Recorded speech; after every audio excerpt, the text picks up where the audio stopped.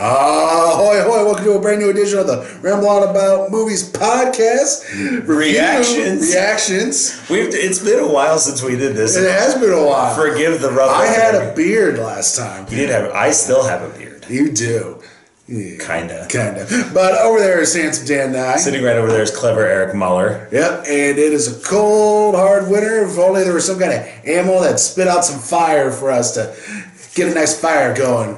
We've been roasting marshmallows. We've been getting a whole lot of every time it's just faded because we record on Sunday. So every Sunday I show up and it's snowing. Yeah. It eventually will stop because also forgive me, I'm a little under the weather. It will stop eventually because we're gonna get to summer. But what he was referring to is How to Train Your Dragon 3.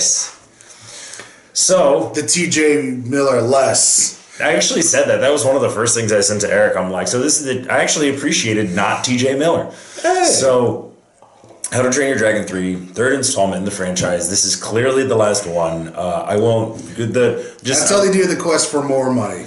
Maybe. Just final scene is lovely. It's darling. I really enjoy it. I'm not going to do more. What, they all take suicide pills? All right, we're all done. All right, no more. I mean, I have a dark sense of humor. I don't have that dark of a sense of humor.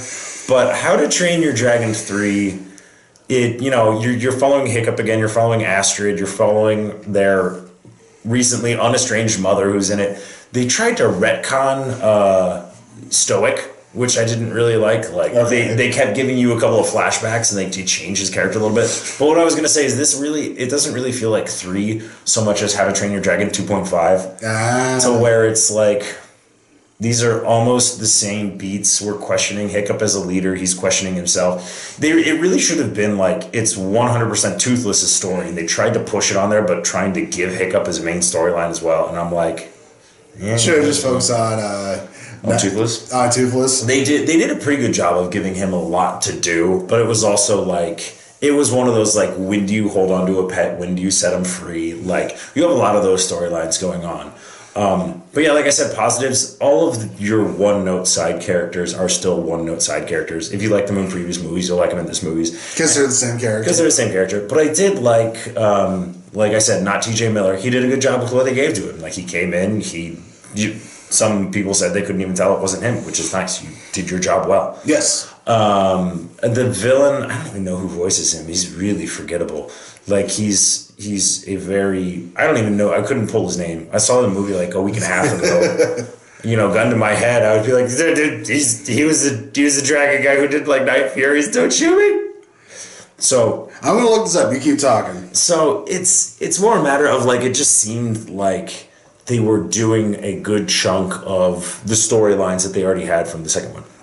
And all that being said, like, I only saw it in like a regular theater. I've heard the 3D was amazing. I heard the IMAX was amazing. It's just one of those things. F. Murray Abraham. Yeah, well, the voice is good, but what's his character's name? Grimmel. Yep, I'm not sad I didn't know that. And yeah, it just feels like more of the same, and it's not like a forgettable film, and it's not bad. It's just, this is one of those ones where it's like, clearly it feels like it's for a younger audience, whereas 2, they actually really challenge you, and they have a decent amount of curveballs that are like really interesting. This one was kind of like, you spend it all in 2. Do you have any questions while you were looking at that? Nah, it seems pretty self-explanatory based on the trailers. Yeah, I never saw 2, so I was like, 2 is worth it. 2 is awesome. I've heard that, but I just feel like How to Train Your Dragon 1 was just a perfect capsule itself, soundtrack, everything. Gerard Butler was really good in it. He's amazing in it. Going full-blown Scottish. That's right. So here's my little dragon. There's Ruby, our little dragon. Oh, she's looking very stoic, ironic. Now that you can't see her in frame, so it doesn't really matter. Right, we can say anything. Man, she's really good at doing my taxes right now. Look at her. She's getting all the W-2s together. We whip Panda Ruby. She's got one of those like green visors and like hitting the numbers on a calculator. I would watch that movie. Anyway, great. How to Train Your Dragon 3. He's really rusty today. So yes, I'll give it a C. Like, it's fine. I very rarely rate movies outside of B's and A's. This is a C.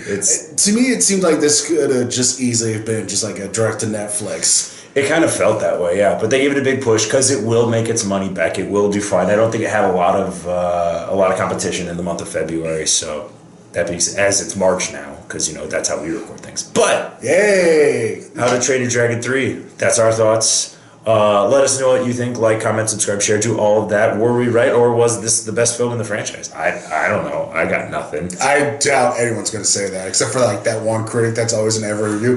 This is the best insert name of movie yet. Yeah. Get ready for all the Cats Marvel reviews. This is the best Marvel movie yet. Well, you'll hear our thoughts on that next week. Clever Eric Muller sitting right over there. Handsome Dan I sitting over there. As always, a Ramble on. Ahoy, ahoy.